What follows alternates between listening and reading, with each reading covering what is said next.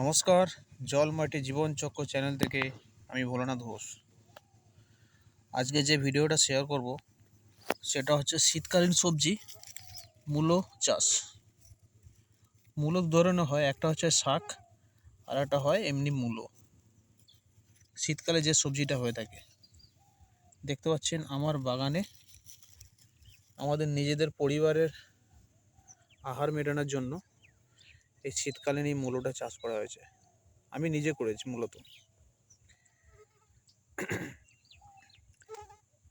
আজকে হচ্ছে ইংরাজির 1 ডিসেম্বর, আর আমি এই মূলো গাছটি লাগিয়েছিলাম 5 নভেম্বর। 5 নভেম্বর 3বার চাষ দিয়ে এবং আগাছাগুলোকে নিধন করে এই মূলো বীজটি ছড়িয়েছিলাম। মোটামুটি মূলোর যে স্ট্রাকচার যেটা আছে সেটা এসে গেছে, অসংখ্য এসে গেছে, এবং আর 1 সপ্তাহের মধ্যে এই মূলোটাকে তোলা যাবে। বাড়ির প্রয়োজনের জন্য যতটুকু প্রয়োজন, যেমন প্রয়োজন তেমনভাবে তুলতে হবে মোটা দেখে। এইখানে এক নাগারে অসংখ্য গাছ রয়েছে। মাত্র 20 টাকার মূলো বীজ এটা রয়েছে। যদিও সব কটা বীজ বের হয়নি, তবে যে কটা বীজ বেরিয়েছে সেটা এনাফ।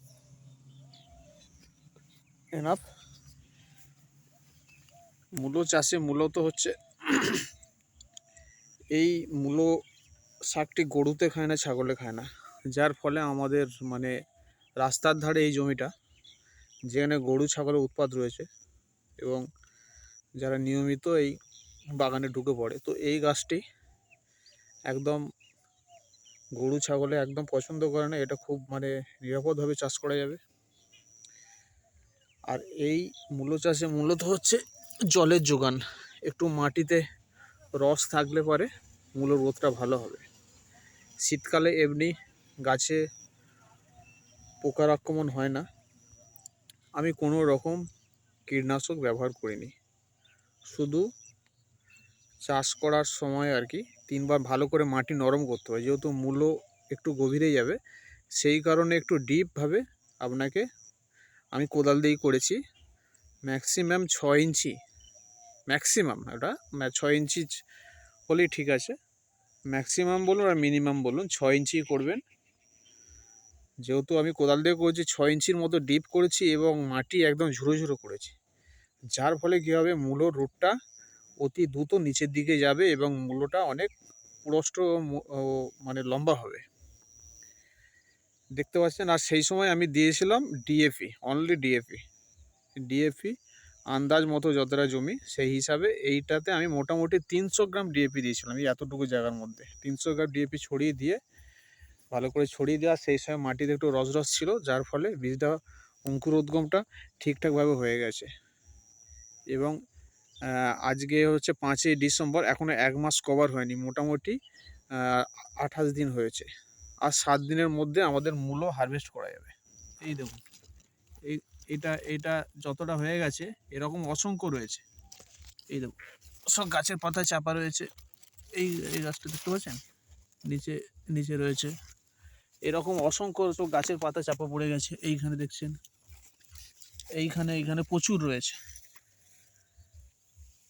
এরপর যেটা করতে হবে, আগাছা নিধন, সেটা করতে হবে। কিছু আগাছা হয়েছে, এই আগাছাগুলোকে সাবধানে পরিষ্কার করতে হবে। এবং সাইডে আমি লঙ্কা চাষ করেছি, দেখুন লঙ্কা গাছে ফুল এসে গেছে, আজকে সার দিয়েছি। এবং এই দেখুন, দেখতে পাচ্ছেন মূলো স্ট্রাকচারটা কেমন এসে গেছে। এগুলো গভীরে রয়েছে, কয়েকদিন পরে এটা উপরে উঠে যাবে। এই দেখুন, মূলো স্ট্রাকচারগুলো পুরোপুরি অনেকটা হয়ে গেছে। এবং এই মূলো গাছের গ্রোথটা এত দ্রুত হয়, যার ফলে আজকে একরকম দেখছি, আগামী সপ্তাহে একরকম দেবে। এই মূলোটা দেখুন আরও লম্বা হয়ে গেছে, কত ওপরে উঠে গেছে। এবং আরও যত ভেতরে যাব, এই দেখুন গাছের তলায় ওপরে পাতা দিয়ে বোঝা যাচ্ছে না। এই দেখুন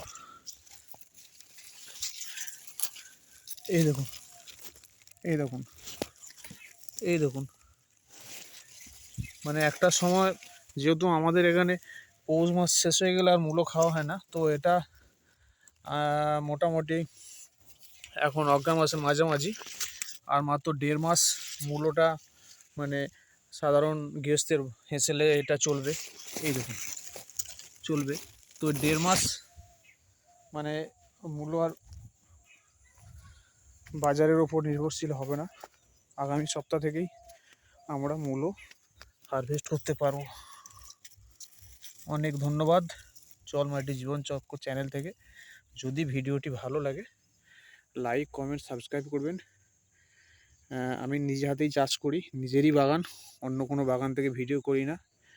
আমি সপ্তাহে একদিন সময় পাই, রবিবার দিন, আর রবিবার দিনই যতটুকু পারি করি, সেইটাই আমার বাগান।